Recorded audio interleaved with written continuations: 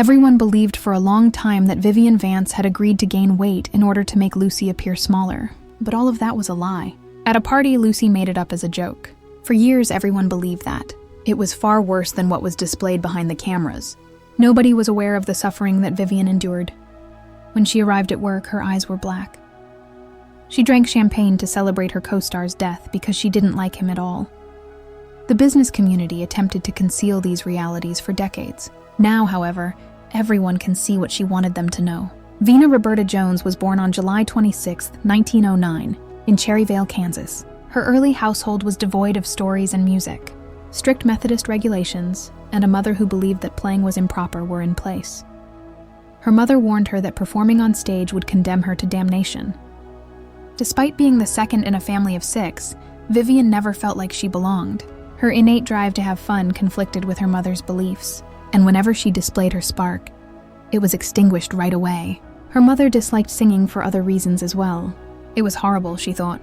In the midst of the internal conflict, Vivian's spirit repeatedly attempted to rise but was consistently pulled down. For years, the stress remained with her as a part of herself. When Vivian was 6 years old, her family relocated to Independence, Kansas. It was there that her fire truly began to burn. She started sneaking out at night to be free, not for enjoyment. She wanted to take action. Her mother believed that her desire to dance, sing, and perform on stage was inappropriate. At school, she made a friend who didn't think her beliefs were ridiculous. She was given the opportunity to shine by Anna Engelman, an English teacher. Vivian participated in cheerleading, beauty pageants, and even attended the same school as the future well-known author William Ing. However, nothing changed at home. Her relatives nevertheless made an effort to crush her spirit. She continued to do so, but her mother resisted. Her pals started referring to her as Viv. It's possible that she enjoyed it because it helped her feel less bound to the life she was attempting to abandon. Then something occurred that changed everything. Her last name was dropped. She adopted the name Vivian Vance and ceased being Jones. She decided on the name Vance in honor of Vance Randolph, a man who liked old stories. Perhaps she had seen herself in those tales, liberated, wild, and unconcerned with the opinions of others. While her family carried on without her, she left her Kansas job to seek work in Tulsa. She wasn't simply walking away. They were cutting the queue. She was no longer the daughter of her mother. She was the only person left. At the age of 21, she performed in her debut show at the Albuquerque Little Theater in 1930. On stage, she portrayed both a caring nun and a beautiful woman, so displaying two sides of herself. Because of the impact of her performances, the structure was dubbed the Vivian Vance Playhouse. People banded together to help her after realizing how talented she was. The sole purpose of the concert was to gather funds for her to study acting in New York. After singing My Man in a tiny show, she rose to fame in the area. Suddenly, she had a future because of the things she had been taught not to do. With $50 and a backpack full of hopes, she boarded the train for New York. She tried out for jobs at night and worked as a waiter during the day. Rejection was continuous. To save money on train fare, she frequently skipped meals, but she persisted. The Broadway musical Music in the Air gave her a chorus role at last in 1932. For 2 years, the show ran. It was her moment. People soon noticed her speech, her movements, and most importantly, her sense of humor. Over time, the chorus girl was evolving. At the last minute, she was asked to substitute for someone in the play. Hooray for what? In the end, she performed at almost 200 shows. In 1941, she made her stage debut as the lead in the popular production of Let's Face It, alongside Danny Kaye and Eve Arden. Vivian had finally demonstrated her skill after 547 performances. Although it helped, the agony persisted. She continued despite the pain. She next appeared on another show, Over 21, which transported her to WU2-era Africa. She was out of the background now. The celebrity's personal life was going horribly wrong. At the age of 19, she wed Joseph Danek Jr. She believed that doing this would enable her to escape her rigid household. No, it wasn't. 3 years later, he left town, abandoning her once more. She wed Philip Ober, an actor, in 1941.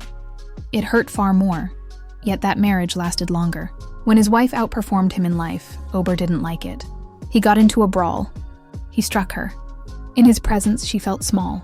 She was informed about it by Lucy Ball, who would subsequently collaborate with her. But a great deal of damage was done. Vivian continued to pretend, but on the inside she was crying. It was during a 1945 tour of a play called The Voice of the Turtle that Vivian struggled. She only remarked, "Let's face it, I cracked up," in response. She thought she was going crazy. The strain of her renown, the anguish of her marriage, and the weight of her youth caused everything to collapse. She continued attending to treatment for years. She reassembled herself gradually. She was altered by what transpired. She began visiting mental hospitals because she understood what it was like to be in pain. Not because she was well known. She made no effort to assist others. She just said, "You're not alone." She continued to say this. On stage, let's face it, remains her greatest hit. Behind the cheers, however, were 1,000 lost opportunities. She traveled to California to try her hand at filmmaking when the Cradle Will Rock was revived in 1947. It didn't work out. Only 2 films featured her: The Secret Fury, 50, and The Blue Veil, 51. She was given the opportunity to perform a dazzling striptease in a musical by a director. No, she said.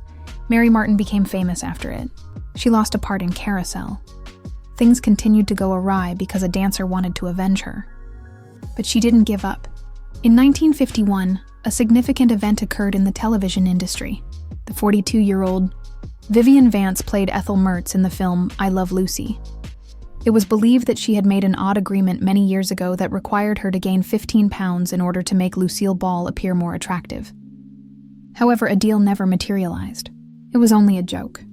Lucille made it up for fun at a party by making up rules like being funnier than she was and gaining 5 pounds every week. However, the deception persisted for many years because many people believed it. In actuality, Vivian's weight just fluctuated over time. She was always attempting to reduce her weight. They never actually struck an agreement, despite Lucy's desire to appear better with her. However, that tale rose to prominence in Hollywood. She had been on Broadway since the late 1920s, but she wasn't a well-known actor prior to I Love Lucy. In 2 Cole Porter events, she even sang in place of the legendary Ethel Merman. By the early 1940s, she got her own main roles. She appeared in a play at La Jolla, California in 1951. She was visited by filmmaker Jess Oppenheimer and Desi Arnaz. She was immediately hired. But when Lucy learned, she wasn't pleased. "You can't play Ethel. You're my age," she said to Vicky. "The hue of your hair is same. You appear too attractive." As a result, the crew forced Vivian to wear clothing that was too small for her and apply strange-looking cosmetics. They made Lucy look older and less attractive so she could shine. When she first met William Frawley, she had no idea who he was. She questioned Desi. "Who is that old man over there?" She believed he looked more like her grandfather, so when she learned he was supposed to portray her husband, she chuckled. Frawley never forgot her after hearing it. From the beginning, he didn't like her. Their animosity toward one another never went away, and it was included into the show. But she didn't only quarrel with Frawley. Lucy and Vivian also got into arguments from time to time. When Lucy was pregnant, she once became upset with Vivian for being late. Lucy couldn't help but chuckle at Vivian's direct response. They got along well as comedians after that. They created magic on television despite their real-life battles. February 1954 was a historic month for Vivian. She became the first woman to ever win an Emmy for Outstanding Supporting Actress. She won in 1953 for her performance as Ethel, which created a brand new Emmy category. It demonstrated the significance of supporting actors. 3 additional occasions. In 1954, 1956, and 1957 this occurred. But despite winning the prize and becoming well-known, she felt stuck. Once a stunning Broadway actress, she was now simply known as the unremarkable neighbor, Ethel. She felt that she would always be in that section, even though the prize made her renowned. Money also turned aggressive. She earned the same $280 per week as Frawley in season 1. She was earning $7,500 a week by season 6. It wasn't a stroke of luck. Because her agent was so powerful, she was able to receive higher compensation each year. In those days, women rarely asked for additional money. Vivian persisted nevertheless. When she joined The Lucy Show in 1962, she made even more demands. She wanted fancier attire, her name on the front, and greater influence over how things were done. She didn't hesitate to demonstrate her value. One of the most beloved scenes from I Love Lucy occurred in 1952. When Lucy and Ethel were placing chocolates on a conveyor belt, it seemed as though they were at a chocolate factory. As they watched them panic as the candies moved more quickly, everyone laughed. However, behind the scenes, it was not funny at all. At random, the machine would malfunction and accelerate. Vivian had to repeatedly eat chocolate for every take. She was feeling pretty ill in the end. Even humorous things had a terrible side. Later that year, Lucy filmed the well-known Vita Meada Vegamin commercial comedy. Although it didn't look amusing, Lucy's stumble over her words when intoxicated by a health drink wasn't acting. The actual tonic that was used as a prank had 23% alcohol. Its true strength was unknown to the crew. Lucy was really inebriated by the conclusion of the shoot, since she had to eat spoon after spoon. Those scenes were perfect for television, but she was barely able to stand. It demonstrated how, in the early days of television, players were occasionally pushed too far. Although Vivian was in pain on the inside, she relished earning the Emmy in 1953. Although she felt like she was always second best, she gave a lovely speech thanking Lucy for being a friend and supporter. She had a voice that could fill a theater, and she was intelligent and attractive. But Ethel was the only one visible. She continued to receive the same types of parts, even though she was 44 when she won the Emmy. She was held back by the same award that made her renowned. In 1954, Vivian finally had the opportunity to perform. Her voice was on par with Broadway stars, and she had studied opera. She put a lot of effort into Ethel-related episodes, such as Ethel's birthday, when she eventually had the opportunity to sing. She had cultivated a lovely, powerful, and charming voice. However, he constantly ridiculed her by claiming that she was not a singer. Those shows were still adored by viewers. For once, Vivian was given the opportunity to shine. It was a glimpse of the star she truly was before she signed with Ethel. By 1956, celebrity was very frightening. To see I Love Lucy, which had become a global hit, fans started traveling across borders. Vivian received a ton of letters each week. Some were frightening, while others were adorable. She was widely observed in public. She wasn't shielded like today's stars are. She felt secure enough to employ a security guard of her own. People were scared of her because of the celebrity that brought her wealth. Many individuals thought they recognized her from television, and some were unsure of the boundaries. The amount of animosity between Vivian and Frawley continued to grow. When the show debuted on October 15, 1951, she had already made a joke about his playing her father. 64, her age was 39. She was embarrassed to be chosen to be his wife. During practice, he overheard her talking and retaliated by calling her a sack of doorknobs. Frawley didn't like her voice and didn't want to collaborate with her, according to Desi Arnaz's later writing. Their dislike for one another was obvious. All of it was in the room. By 1953, things had gotten worse. Frawley could not drink anymore. He was so inebriated on set that it was difficult for him to conceal the fact that he was trembling. He hid himself in his dressing room during fights and refused to listen to the directors. Vivian could stand it no more. She desired a private changing area. Desi had to stop them before they could leave the set. After that, they made every effort to avoid each other off camera. Both actors received an offer for a show about Fred and Ethel from Desalu Studios in 1955. It could have made them both wealthy. Frawley immediately agreed to it, but Vivian refused. She had no intention of ever working with him again. They questioned her about whether she believed Lucy and Ricky would still be a part of the show. When she refused, everyone was taken aback. Despite their animosity, Hollywood referred to their relationship as gold. However, Vivian chose peace before financial gain. Her yearning for recognition was overshadowed by the hate she felt. Then came the final step. On March 3, 1966, William Frawley passed away here after a heart attack. That evening, Vivian attended a dinner party. When she got the news, she didn't cry. She continued. It wasn't a game. She lifted her glass instead and announced, "Champagne for everyone." A celebration was held. His funeral was not attended by her. There were no flowers sent. She made no kind remarks. Their conflict lasted until his death, having started in 1951. Even then, it didn't really end. It simply ceased. Because Lucille Ball had always been in charge of everything on set, Vivian and Lucille Ball were often at odds. They had been the most popular comedians in America since 1951. However, they were suddenly having problems locating peaceful workspaces. Vivian felt trapped. 3 years later, she made a bad choice. She went out. When she left her second TV program in 1965, in the height of its popularity, everyone was taken aback. She was giving up more than just a role. She was giving up fame, safety, and the opportunity to alter her perception. Prior to all of this, she was a guest on The Red, Skelton Hour, from 1960 to 1962. She played the witty and intelligent Clara Appleby in the February 1962 sketch, The Iceman Guth, demonstrating that Vivian didn't need Lucy to make people laugh. She also appeared in Appleby's Predictions in 1960. She had to prove to herself and the company that she was capable of a lot in these roles. Not every chapter received applause, but she was able to stand up on her own. In 1966, she attempted to return to Broadway with Woody Allen's Don't Drink the Water. Many people saw it for the first time and understood she wasn't just Ethel from the Mertz apartment. It was supposed to be her return. For everyone, it ended up being a disaster.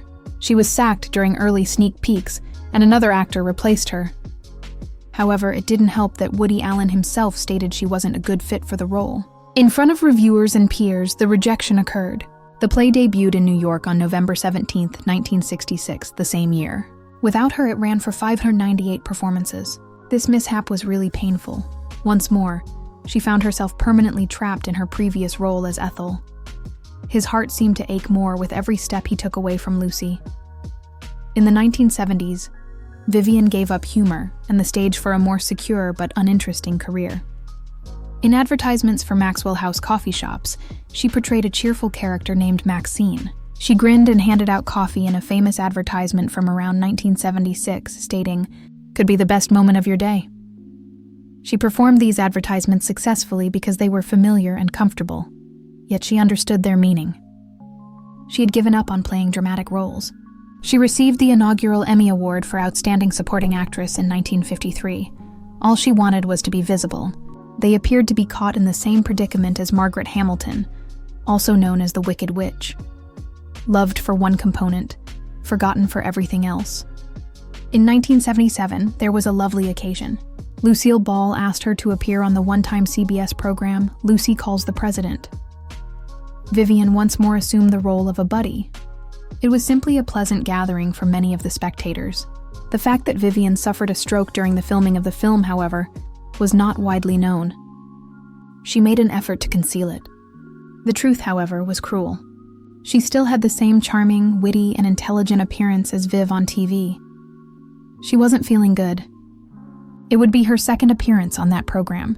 She had to cope with much more than low numbers behind the scenes in her final part, which was in the short-lived show Sam, starring Mark Harmon. She had spent many years battling breast cancer. There was more to Vivian's story than just her humorous notoriety. It displayed strength, sorrow, and suffering that most people never see. Her first marriage ended badly in 1933. Only 2 years later, she had to leave Joseph Danek because he was so envious and moved to a women's shelter to protect herself from abuse. She held this secret for many years, and it had a profound impact on subsequent events. Men began to frighten her. She became increasingly concerned, and regrettably the pattern continued. Her second husband, Philip Ober, made matters worse. On the set of I Love Lucy in 1954, they struck her so severely that she arrived at work with a black eye. Makeup couldn't cover it up. Lucille Ball went crazy when she saw it. "If you don't divorce him, I will," she warned her, but the harm had already been done. Her employment was increasing while his was decreasing, which infuriated Ober. In an attempt to cheer him up, Desi Arnaz gave him modest roles on the show, but this only served to infuriate him. Vivian was exhausted, afraid, and stuck.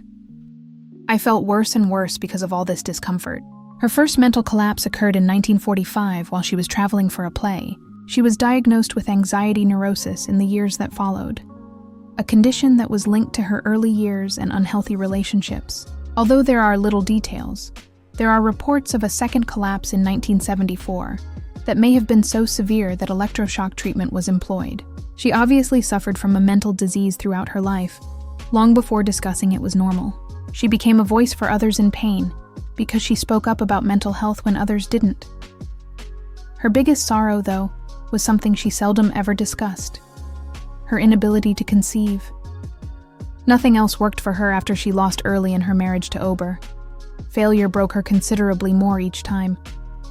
Observing Lucille Ball care for her own children, Lucy and Desi Jr., was more difficult.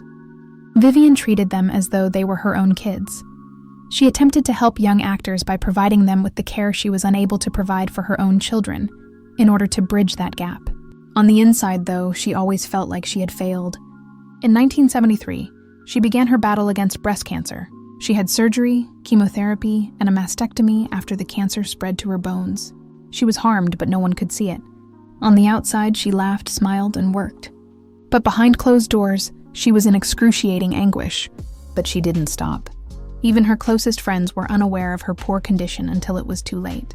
She never felt pity for her. All she wanted was to be able to lead a fulfilling life. She looked like she was in quiet suffering on I Love Lucy. She said in 1977 that Lucy forced her to be heavier than she desired in order to give the impression that she was taller. She had to wear hideous clothes and shoddy cosmetics to maintain the appearance of a boring housewife. She felt ill from it. Outside of the performance, she was elegant and stylish, but it didn't highlight that aspect of her personality.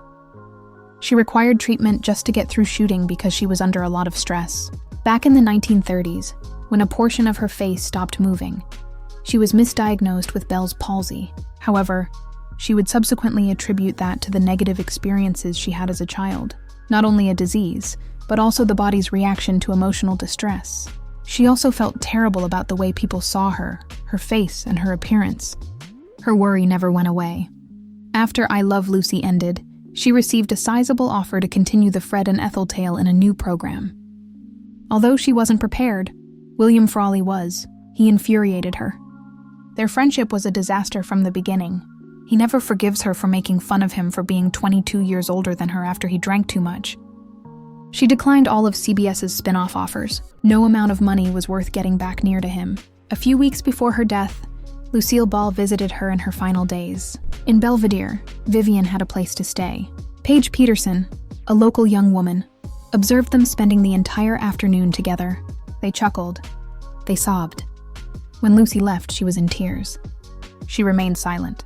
Hurt and alone, she went. According to Lucy Arnaz, Lucy's daughter, her mother grieved for months at the loss of Vivian. For a reason bigger than fame, they were destined to be together in comedy, despite their arguments. Vivian Vance wrote a series of letters before she passed away on August 17, 1979, detailing how the company had treated her throughout her life. She was warned by the producers that directing was not ladylike. They blocked her everywhere she went. Those letters weren't merely farewells. Her final remarks against the barriers she had spent her entire life behind were those words: